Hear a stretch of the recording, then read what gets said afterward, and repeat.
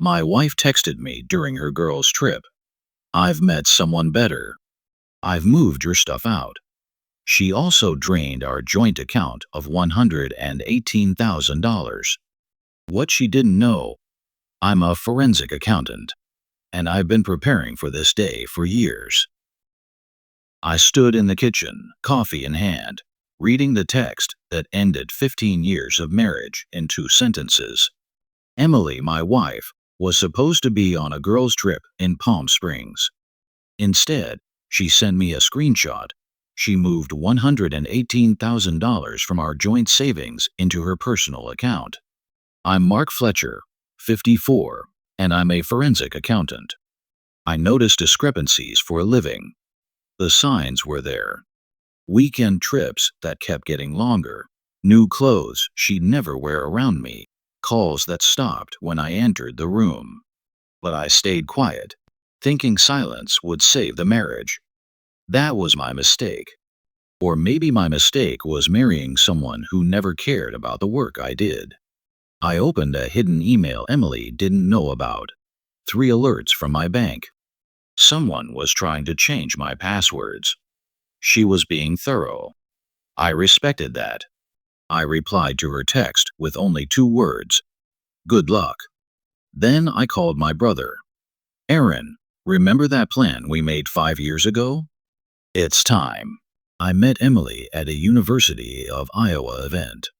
She was vibrant, driven, and uninterested in what I did. As long as you make enough for us to live well, she'd say. I funded her yoga studio, vacations, luxury cars, the better house she wanted. My dad once warned me, son, just make sure she values what you do to earn it. 6 years into marriage, I quietly restructured my assets, LLCs, trusts, crypto, offshore accounts for clients. She knew only about our joint checking and savings. Last Christmas, she forgot my birthday, then bought me a watch the next day to make up for it. That night, I finalized my contingency plan. The morning after her text, I activated it. Froze all joint accounts. Flagged the $118,000 transfer as fraud. Sent everything to my attorney to file for divorce. Emily called. I ignored her. She texted, "What the hell did you do? The money's gone, and my cards don't work." I went to the storage unit she texted about. 2 boxes of my clothes and my laptop. Family photos and my father's watch were missing. At that moment, it wasn't about money anymore. It was about 15 years discarded like trash. I pulled up everything I could on Chase Collins, the better someone Emily left me for. Chase's flashy gym was drowning in debt, maxed out cards, unpaid leases. Emily had co-signed a car loan for him 2 months before she left me. I wasn't angry. I was focused. On Monday, I walked into my office like nothing happened. Emily showed up, wearing her perfect yoga outfit, and tried to play it off as a bank error.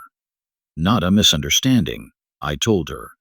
You emptied our savings while informing me you'd moved out.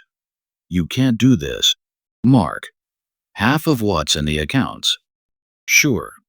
But you think that's all there is? You'll find out in discovery.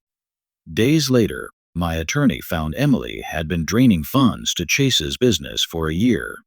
Almost $80,000. Emily had used our marriage to back Chase's failing business, forging my signature on loans totaling $175,000. I met Chase and showed him the proof. His face drained as he realized the banks would come for him. Money's never been the issue, I told him. Trust is. The banks froze everything, and Emily's world fell apart. She tried to call, begging me to talk. There's nothing to talk about, I said. At mediation, she signed the settlement. She kept her studio, car, and personal items. She got no alimony and took on the debt she created. I walked away. A month later, I moved into a small house with good bones. Emily moved to Colorado to start over. Chase's gym got repossessed. Their Instagram pages never mentioned what happened. That night, I sat on my porch with bourbon, the quiet settling around me.